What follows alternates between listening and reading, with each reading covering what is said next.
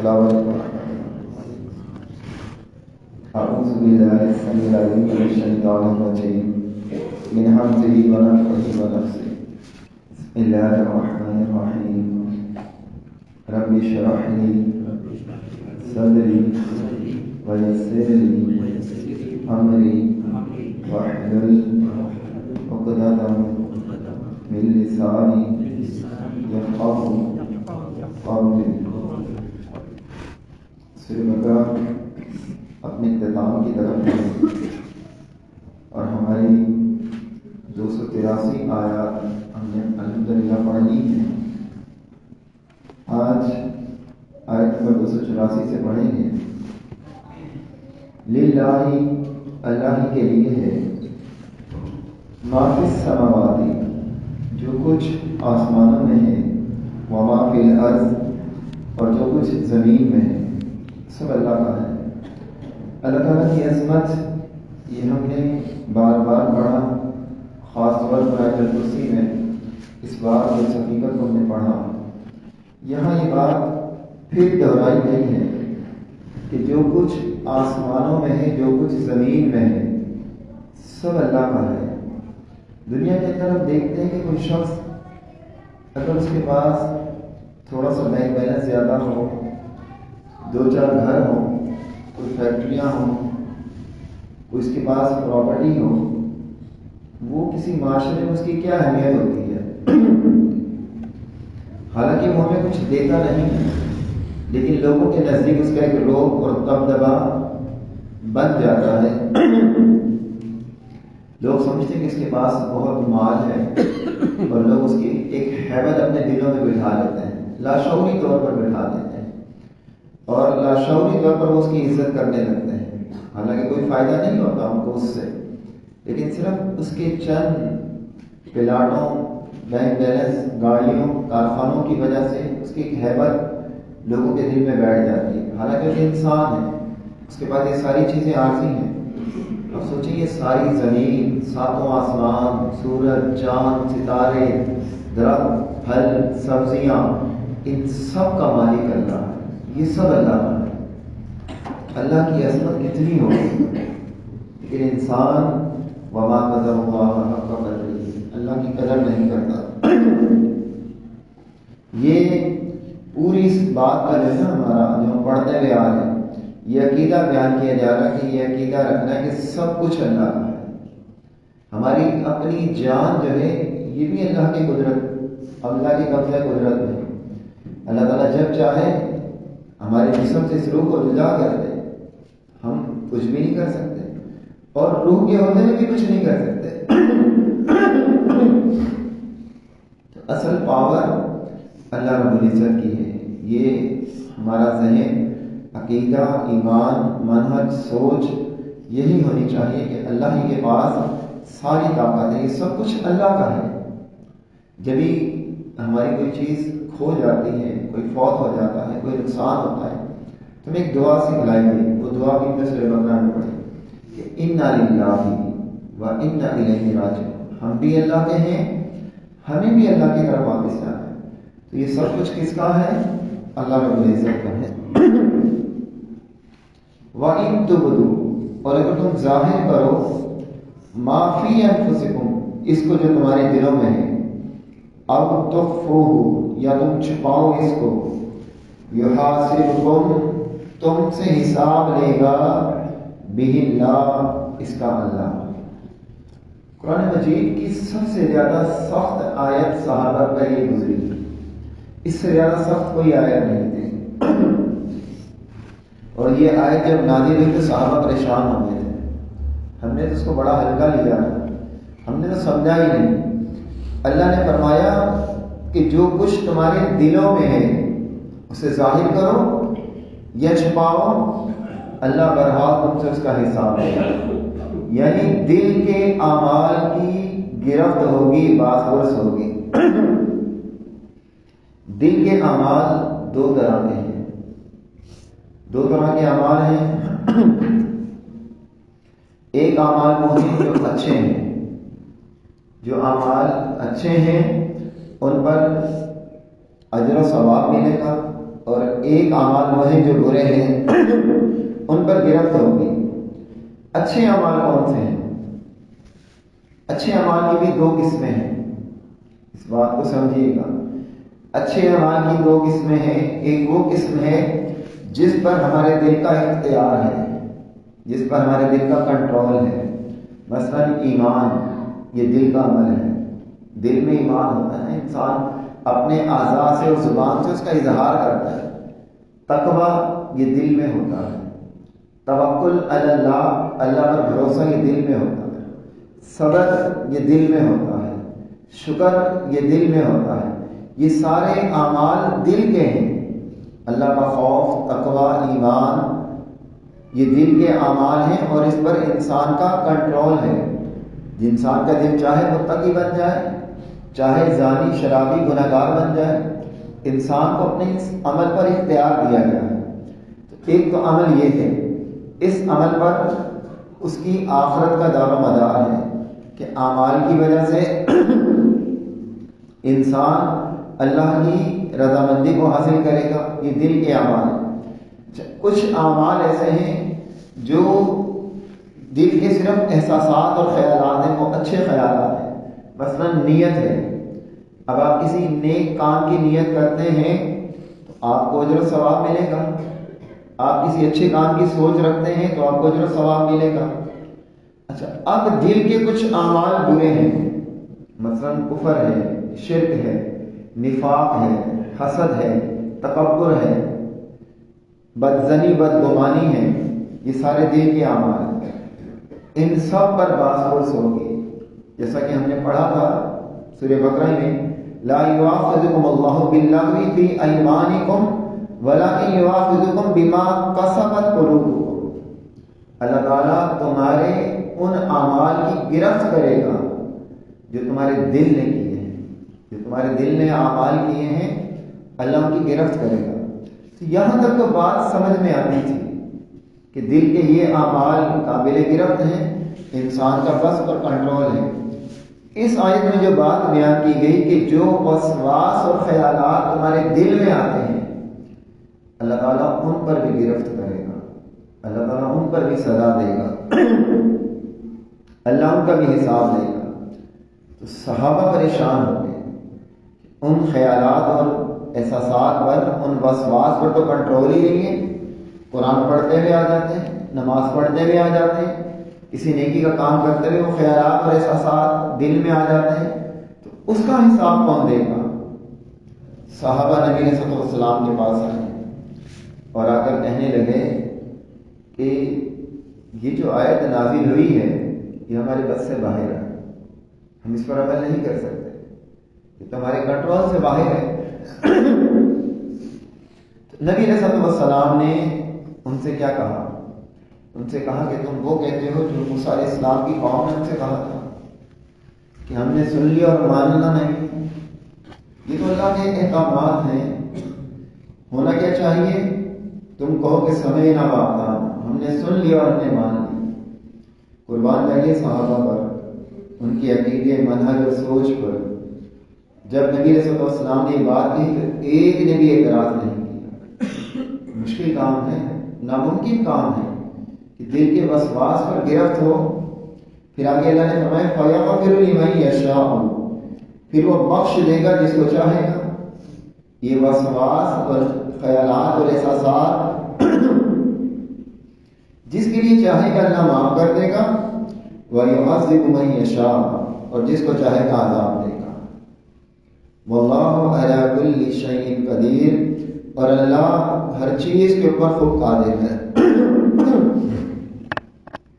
جب یہ آیت نازل ہوئی تو صحابہ کی بے چینی، پریشانی بیان سے باہر ہے، لیکن نبی صلی اللہ علیہ وسلم نے کہا کہ تم کہو کہ سمعنا وأطعنا، ہم نے سن لیا اور مان لیا۔ جو اللہ کا امر اور حکم ہے وہ ہم نے مان لیا۔ حالانکہ بظاہر اس پر عمل مشکل اور ناممکن نظر آتا ہے، لیکن صحابہ نے اس پر وہی بات کہی جو نبی صلی اللہ علیہ وسلم نے کہی۔ اس کے بعد پھر جو دو آیتیں نازل ہوئیں، اللہ تعالیٰ نے اس حکم کو، اس بات کو اللہ نے منسوخ کر دیا۔ اب بات کیا رکھی گئی؟ نبی علیہ السلام نے بتایا کہ وسواس معاف کر دیے گئے، جو تمہارے دل میں وسوسے آئیں وہ سب معاف ہیں۔ وسواس ایک ہے ارادے اور وسوسے میں فرق ہوتا ہے۔ جیسے حدیث میں آتا ہے نا کہ جب دو مسلمان تلواریں لے کر نکلیں تو قاتل اور مقتول دونوں جہنم میں جائیں گے۔ صحابہ نے پوچھا کہ قاتل تو جہنم میں جائے گا، مقتول بیچارہ کیوں جائے گا، وہ تو قتل ہو گیا۔ آپ نے فرمایا کہ مقتول اس وجہ سے جائے گا کہ وہ اپنے بھائی کو قتل کرنا چاہتا تھا، وہ بھی قتل کا ارادہ رکھتا تھا، اس ارادے کی وجہ سے وہ جائے گا۔ تو وسوسے اور ارادے میں فرق ہوتا ہے۔ وسوسہ آتا ہے، آپ اسے جھٹک دیتے ہیں۔ ارادہ وہ ہوتا ہے جس کی آپ پلاننگ کرتے ہیں، پروگرام بناتے ہیں۔ جیسے حدیث میں آتا ہے کہ دو شخص ہیں، ایک شخص وہ ہے جو بہت نیک ہے، متقی پرہیزگار، اللہ نے اسے مال دیا ہے، اور ایک غریب ہے۔ اب غریب سوچتا ہے کہ کاش میرے پاس بھی مال ہوتا، میں بھی اس طرح خرچ کرتا جیسے یہ خرچ کرتا اللہ کی راہ میں، اسے اس کی سوچ پر اجر ملے گا۔ دوسرا وہ شخص ہے جسے اللہ نے مال دیا لیکن وہ گناہوں میں خرچ کرتا ہے۔ اب اس کو دیکھ کر ایک شخص کہتا ہے کہ میرے پاس بھی مال ہوتا، میں بھی ایسے مال اڑاتا جیسے یہ اڑا رہا ہے، یعنی گناہ کرتا، اسے اس کے اس ارادے پر عذاب ہوگا۔ تو دل کے ارادوں پر گرفت ہوگی، دل کے ارادوں پر گرفت ہوگی، لیکن وسواس پر کوئی گرفت نہیں ہے۔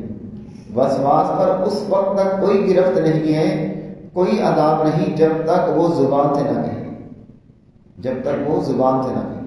کوئی وسوسہ آیا ہے، دل میں ہی رکھا آپ نے زبان سے نہیں کہا تو معاف ہے۔ اور وسوسہ آنا اس بات کی دلیل ہے کہ آپ کے پاس ایمان ہے۔ جہاں ایمان ہوتا ہے وہیں وسواس آتے ہیں۔ صحابہ کو پاس بہت آتے تھے، پھر اگر آپ نے اس پر عمل کر لیا، کوئی وسوسہ آپ کے دل میں آیا، آپ نے اس پر عمل کر لیا، اس پر بھی عذاب ہو، لیکن آپ نے اس پر عمل نہیں کیا، خاموش رہے، آپ چپ رہے، آپ نے دعا پڑھ لی، آپ نے آپس پڑھ لی، اعوذ باللہ من الشیطان الرجیم پڑھ لی، آمنت باللہ ورسولہ جو اذکار بتلائے گئے ہیں، ربی اعوذ بک من ہمزات الشیاطین واعوذ بک ربی ان یحضرون، شیطانی وسواس سے آپ نے پناہ مانگ لی، کوئی گناہ نہیں۔ اللہ نے تخفیف کر دی، اور تخفیف کی یہ آخری دو آیتیں نازل کی۔ یہ آخری دو آیات پہلے ان کی فضیلت بتلا دیتے ہیں کہ ان کی کیا فضیلت ہے۔ یہ آیات اصل میں اس حکم کی ناسخ ہیں، اس کو منسوخ کرنے والی ہیں، پچھلا جو حکم تھا۔ اور یہ وہ آیات ہیں کہ نبی صلی اللہ علیہ وسلم نے فرمایا کہ اللہ کے عرش کے نیچے جو خزانہ ہے، اس خزانے سے یہ آیات دی گئی ہیں۔ یہ آیتیں اور سورہ فاتحہ اللہ کے عرش کے نیچے کے خزانے سے یہ آیات سورہ بقرہ کی آخری دو آیات دی گئی ہیں۔ اب آپ سوچیں کہ اللہ کے عرش کے پاس جو خزانہ ہے اس کی کتنی اہمیت ہے۔ پھر یہی آیتیں ہیں جو نبی علیہ السلام کو صحیح مسلم کی روایت ہے معراج کی رات عطا کی گئی تھی۔ یہ آیتیں عرش کے خزانے سے ہیں، ملی کب تھی؟ معراج کی رات۔ 3 تحفے ملے تھے، 5 وقتہ نماز، مواہب کی بخشش کی ضمانت، اور سورہ بقرہ کی آخری 2 آیات۔ صحیح بخاری کی روایت ہے کہ جو شخص ان آیتوں کو رات میں پڑھ لے، رات میں یہ آیات پڑھ لے، یہ آیتیں سے کافی ہو جاتی ہیں، یہ آیتیں سے کفایت کر جاتی ہیں۔ بس حدیث اتنی ہے۔ اس حدیث کی تشریح میں بہت سارے اقوال ہیں۔ ایک قول یہ ہے کہ یہ آیتوں سے کافی ہو جاتی ہیں، مطلب یہ کہ کوئی موذی جانور، چور، ڈاکو، اچکے، جادوگر، جنات، شیاطین اس کا کچھ نقصان نہیں کر سکتے، یہ آیتوں سے کافی ہو جاتی ہے۔ اس کو کوئی شخص نقصان نہیں پہنچا سکتا، اس رات جس رات اس نے یہ آیتیں پڑھی ہیں، یہ آیتوں سے کفایت کر جائیں۔ دوسرا اس کا معنی بعض اہل علم یہ بھی بیان کرتے ہیں کہ کوئی شخص اگر عشاء پڑھ کر سو جاتا ہے، پھر فجر پڑھتا ہے، وہ رات بھر سوتا رہتا ہے، تہجد نہیں پڑھتا، اگر اس نے یہ 2 آیتیں رات میں پڑھ لیں تو کہا یہ 2 آیتوں سے کافی ہو جاتی ہے، یہ اسے کفایت کر دیتی ہے، یعنی کہ رات کی عبادت سے بھی کفایت کر جاتی ہے۔ یہ معنی بھی بعض اہل علم نے بیان کیا۔ نبی صلی اللہ علیہ وسلم نے تو صرف یہ بات کی کہ یہ آیتوں سے کافی ہو جاتی ہیں۔ پھر ایک روایت میں آتا ہے، سنن نسائی وغیرہ کی روایت ہے کہ نبی علیہ السلام نے کہ جس گھر میں متواتر 3 دن تک یہ آیتیں پڑھی جائیں، 3 دن تک روزانہ ان آیتوں کی تلاوت کی جائے، شیاطین اس گھر سے چلے جاتے ہیں۔ حدیث میں آتا ہے جس گھر میں سورہ بقرہ پڑھی جائے شیطان وہاں نہیں رکتا۔ سورہ بقرہ جو ہے یہ طویل ہے، روزانہ پڑھنا ہر ایک کے بس کی بات نہیں، لیکن ان آیتوں کو روز پڑھنا ہر ایک کے بس میں۔ آج آپ پڑھیں گے، کل پڑھیں گے، پرسوں پڑھیں گے تو شیطان اس گھر میں نہیں رہے گا، پھر آپ اگلے دن پڑھیں گے تو کل والا دن ملا کے پھر 3 دن ہو جائیں گے۔ مطلب اگر آپ روز کی روٹین بنا رہے ہیں تو شیاطین اس گھر میں بسیرا نہیں کر سکتے۔ تو یہ آیتیں ہمیں یاد ہونی چاہیے، یہ آیتیں ہمیں پڑھنی چاہیے۔ اور ایک روایت اور آتی ہے نبی صلی اللہ علیہ وسلم کا فرمان کہ بندہ جب یہ آیتیں پڑھتا ہے تو ان آیات میں وہ اللہ سے جو بھی سوال کرتا ہے اللہ تعالیٰ اسے عطا کر دیتا ہے۔ یعنی ان آیتوں میں جو دعا سکھلائی گئی ہیں، جو دعائیں سکھلائی گئی ہیں، یہ دعا اللہ رب العزت نے سکھلائی ہے۔ بندہ ان دعاؤں کو پڑھتا ہے، ان آیات کو پڑھتا ہے، اللہ سے سوال کرتا ہے تو اللہ تعالیٰ اسے عطا کر دیتا ہے۔ امام ابن کثیر نے تو اس آیتوں کی 10 فضیلتیں بیان کی ہیں، تو یہ آیات اس قابل ہیں کہ انہیں ضرور یاد کیا جائے، یہ ہمیں یاد ہونی چاہیے، اور جس کو یاد ہے وہ اللہ کا شکر ادا کرے اور تہیہ کر لے کہ آج سے روزانہ پڑھے گا انشاءاللہ، اور جسے نہیں یاد اسے چاہیے کہ ان آیات کو یاد کرے، ان آیات کو یاد کرے۔ اگر وہ روز پڑھتا رہے گا تو 15-20 دن بھی پڑھے گا تو انشاءاللہ اسے یاد ہو جائے گی، پھر اس کے لیے پڑھنا بھی آسان ہے۔ ان آیتوں کو یاد کریں۔ بات شروع ہو رہی ہے آمن الرسول۔ دیکھیں اللہ نے جو حکم نازل کیا تھا وہ حکم سخت تھا، لیکن سب سے پہلے نبی علیہ السلام اس بات پر ایمان لائے نا، تسلیم کیا۔ فرمایا آمن الرسول، رسول ایمان لے آئے، رسول خود بھی ایمان لائے۔ ہم رسول اللہ صلی اللہ علیہ وسلم پر ایمان لاتے ہیں، فرمایا کہ رسول ایمان لائے۔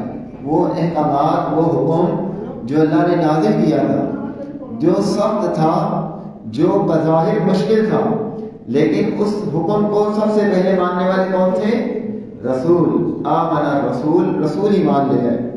بما انزل، اس کے ساتھ جو انزل نازل کی گئی، الیہ ان کی طرف، من ربہ ان کے رب کی طرف سے، جو کچھ رب کی طرف سے آیا ہے، پہلے کون ایمان لائے؟ رسول۔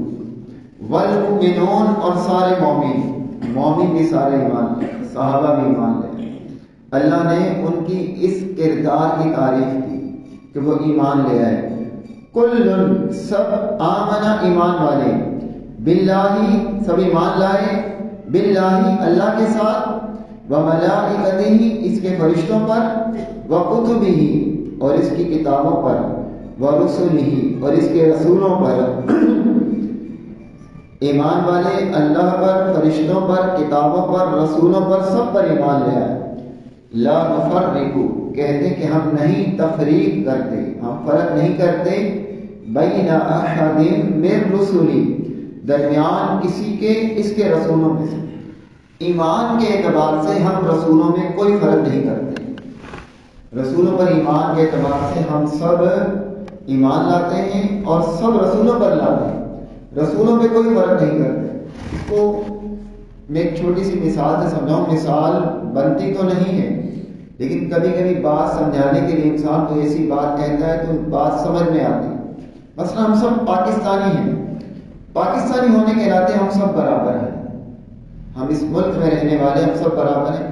اب اس میں اپنے اپنے اعمال اور کردار کے اعتبار سے لوگوں کی درجہ بندیاں ہیں، کوئی ڈاکٹر ہے، کوئی پائلٹ ہے، کوئی موچی ہے، کوئی چوکیدار ہے، کوئی بزنس مین ہے، لیکن بحیثیت پاکستانی ہم سب پاکستانی ہیں۔ جب ہم پاکستان سے باہر جاتے ہیں تو اس سے باہر والوں کی اس سے کوئی غرض نہیں ہوتی کہ ہم پاکستان میں چوکیدار ہیں یا ڈاکٹر ہیں، وہ ہمارا پاسپورٹ دیکھ کر کہتا ہے پاکستانی، اس کی نظر میں ہم سب پاکستانی ہیں۔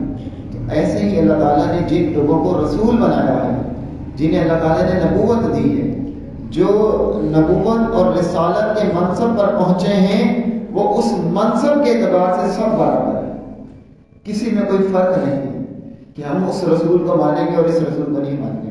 ہاں اب ان رسولوں میں اللہ نے بعض کو بعض پر فضیلت دی ہے، جیسے فرمایا تلک الرسل فضلنا بعضهم علی بعض، تیسرے پارے کی پہلی آیت جو سورہ بقرہ کی ہی ہے کہ رسولوں میں ہم نے بعض کو بعض پر فضیلت دی۔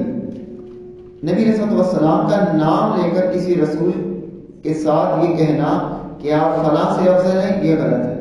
یہ کہنا جب یونس علیہ السلام سے افضل ہے، ایسا نہیں کہنا چاہیے، لیکن مجموعی طور پر یہ کہہ سکتے ہیں کہ آپ تمام پیغمبروں میں سب سے افضل ہیں، کہ اللہ تعالیٰ نے آپ کو سب سے افضل اور اعلیٰ مقام دیا ہے۔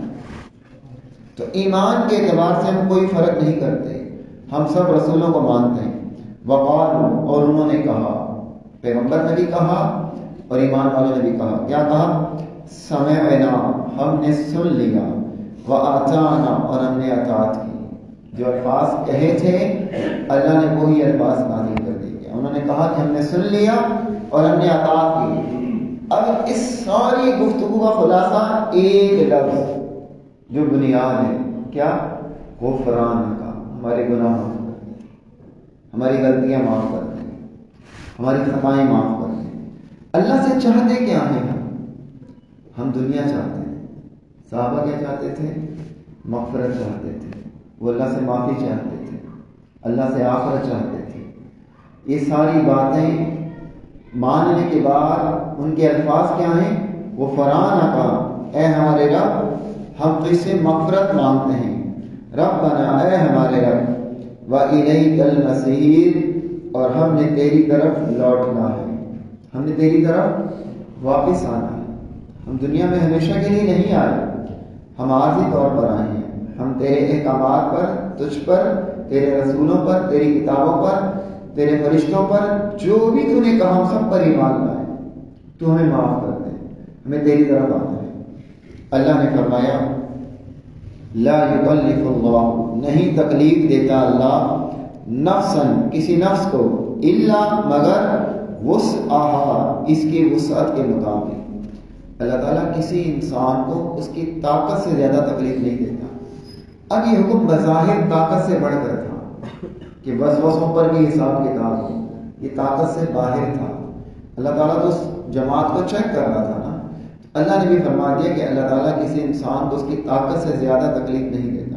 یہ دونوں تکلیفیں ہیں، روحانی بھی اور جسمانی بھی۔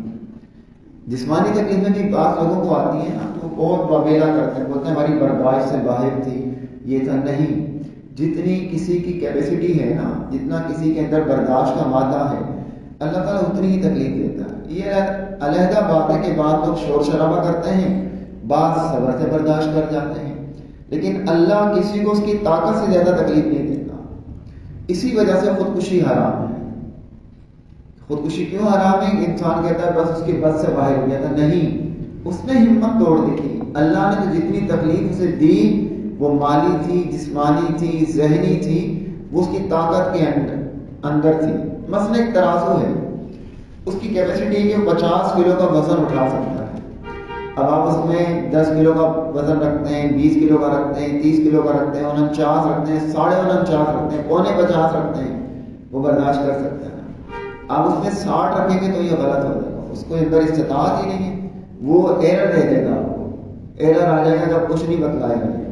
تو اللہ تعالیٰ نے انسان کو جو دماغ دیا ہے، جسم دیا ہے، جو دل دیا ہے، اس میں بھی برداشت کی طاقت دی ہے، جسم کے اندر بھی، دل اور دماغ کے اندر بھی۔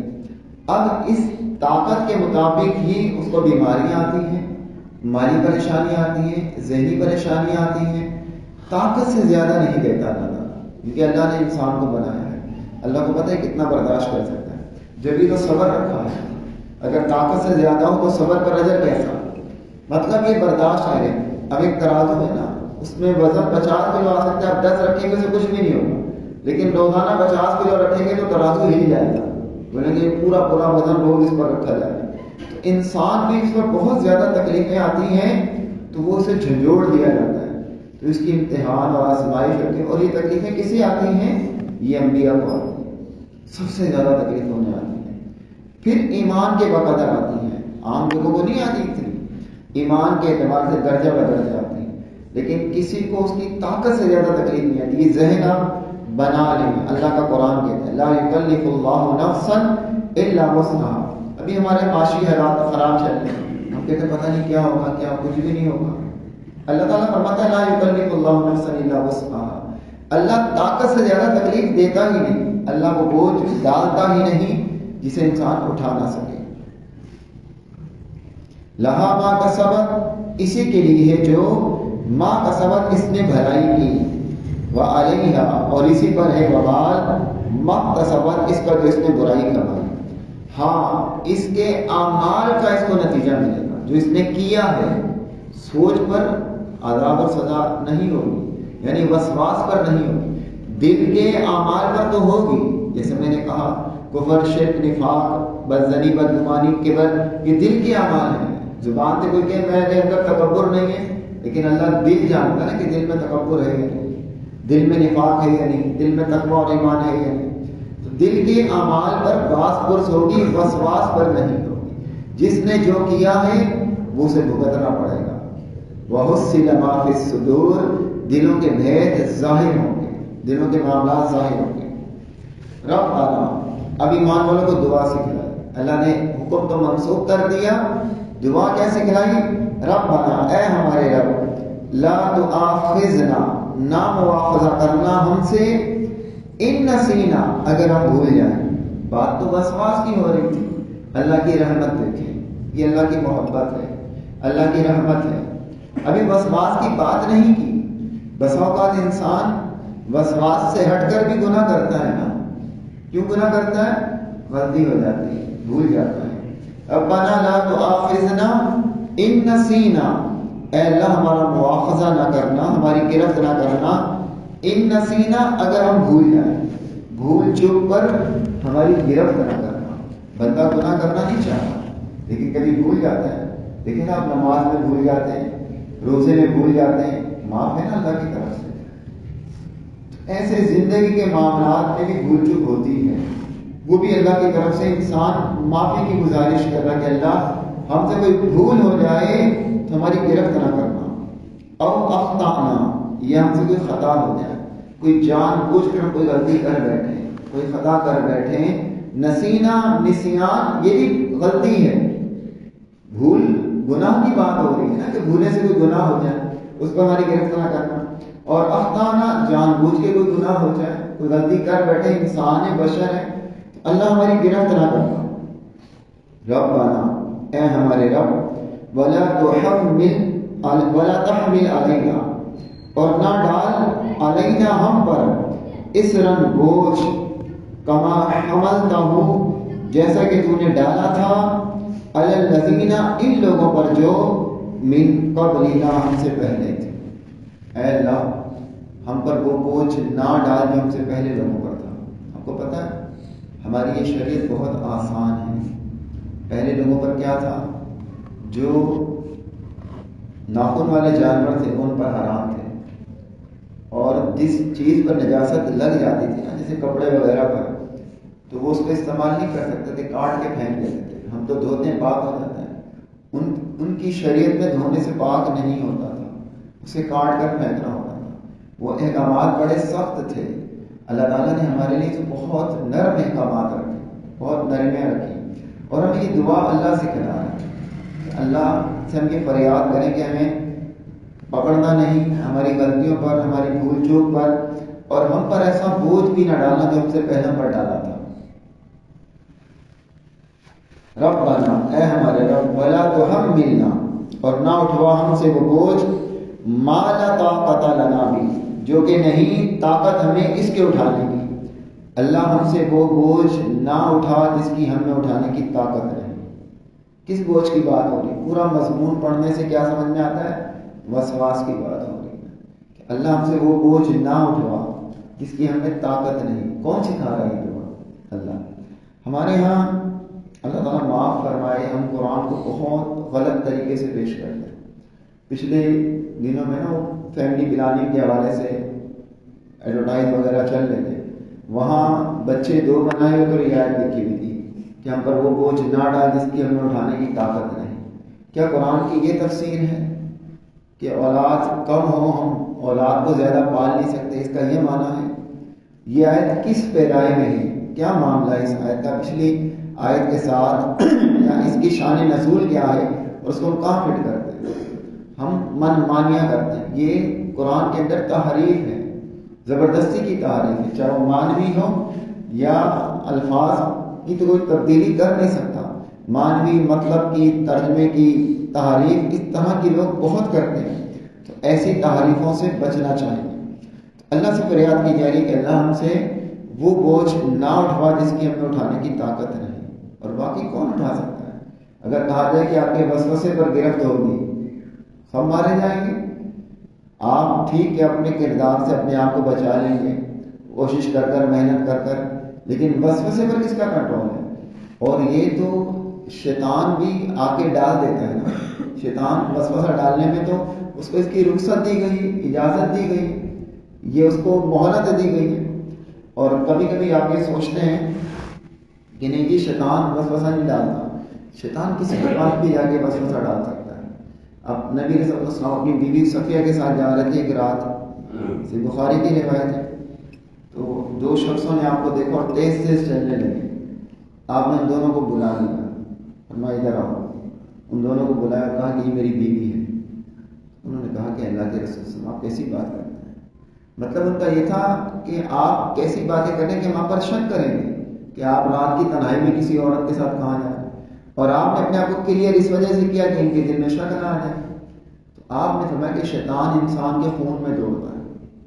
تو جس کو آپ اچھا سمجھ رہے ہو نا، دین کے اعتبار سے، عمل کے اعتبار سے، کردار کے اعتبار سے، شیطان آ کر آپ کو اس کے بارے میں وسوسہ ڈال دے کہ فلاں تو ایسا ہے، فلاں تو ایسا ہے. تو شیطان یہ کام کر سکتا ہے، آپ کو کسی اچھے انسان کے بارے میں بدگمان بنا سکتا ہے. یہ بھی تو کہا کہ بدگمانی ان بعض الظن اسم، بعض گمان گناہ ہوتے ہیں.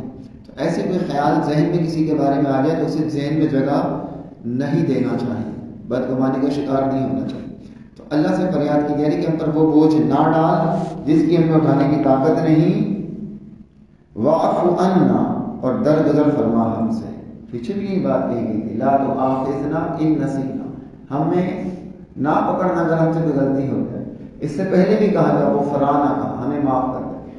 پھر وہ بات دہرائی گئی واعف عنا، ہمیں معاف کر دے. اور یہ واعف جو ہے نا، یہی وہ لفظ ہے جو لیلۃ القدر کی رات کی دعا میں ہے. اللہم انک عفو تحب العفو فاعف عنی، اے اللہ تو معاف کرنے والا ہے، معافی سے محبت کرتا ہے. فاعف عنی، ہمیں معاف کر دے.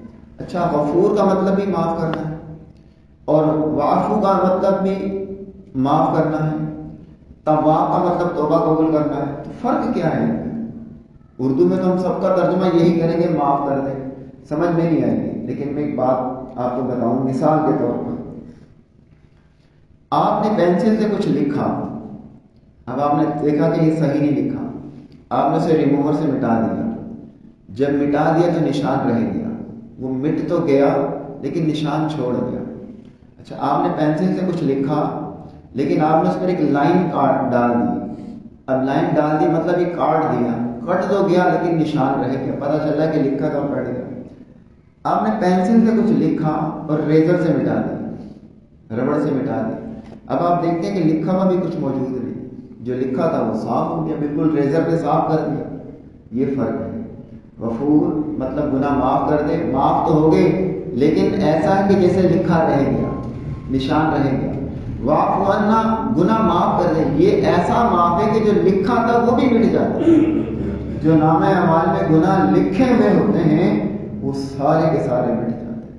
اللہم انک عفو تحب العفو فاعف عنی واغفر لنا، اور ہمیں بخش دے ہمارے گناہ معاف. پھر کوئی بات دہرائی واعف عنا، ہمیں معاف کر دے، واغفر لنا، اور ہمیں بخش دے، وارحمنا، اور ہم پر رحم فرما. صرف معاف نہیں کر رہے، صرف بخش نہیں. اللہ تعالیٰ اگر کسی شخص کو معاف کر دے، وہ اللہ کے پاس قیامت والے دن پہنچا، اللہ اسے معاف کر دے، یہ بھی اس کے لیے بہت ہے. لیکن وارحمنا، اللہ اس پر رحمت کرے. اللہ کی رحمت کیا ہے؟ معاف کرنے کے بعد جو رحمت ہے وہ اللہ کی جنت ہے.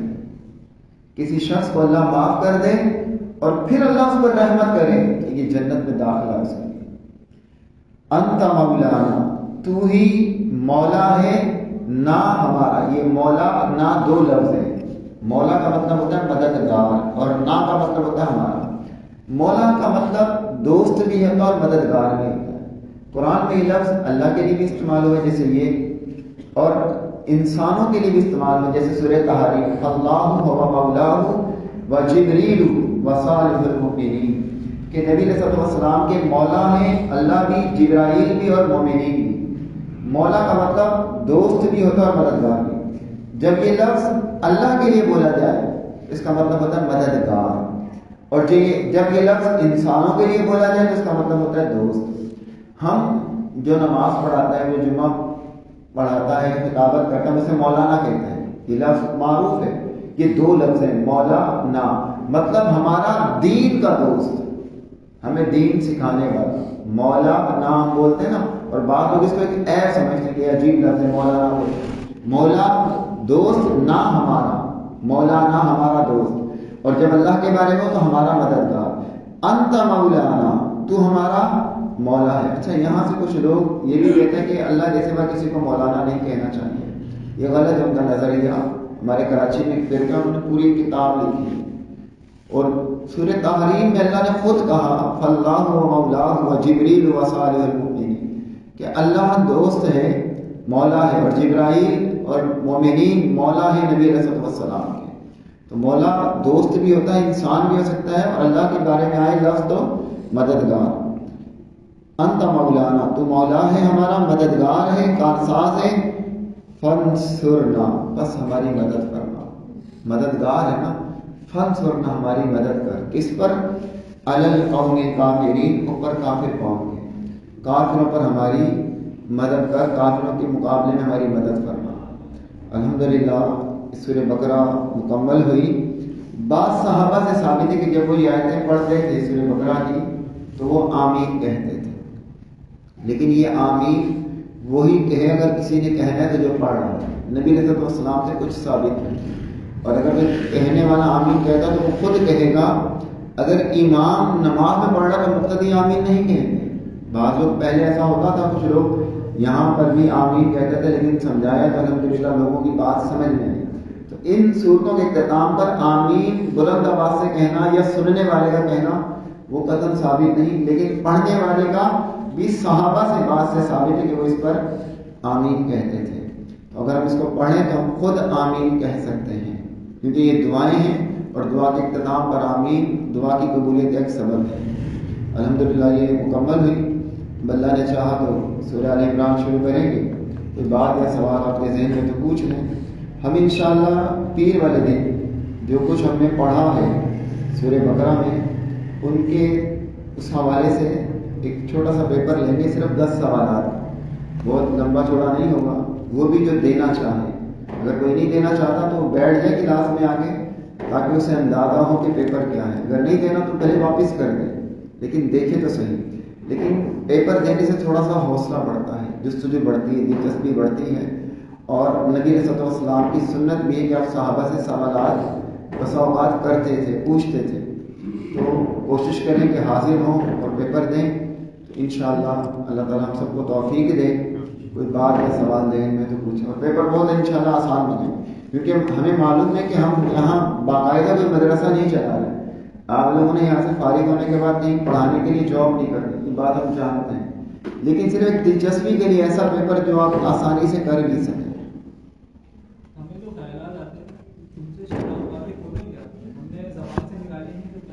شیطان ہی تو ڈالتا ہے وہ خیالات، جو برے خیالات اور وسواس ہوتے ہیں وہ ڈالتا ہی شیطان ہے۔ جیسے قرآن کہتا ہے الذی یوسوس فی صدور الناس من الجنۃ والناس، اچھا خیال وہ اللہ کی طرف سے بھی ہوتا ہے، نہیں شیطان کو غیب کا علم نہیں ہوتا، شیطان کو غیب کا علم نہیں ہوتا۔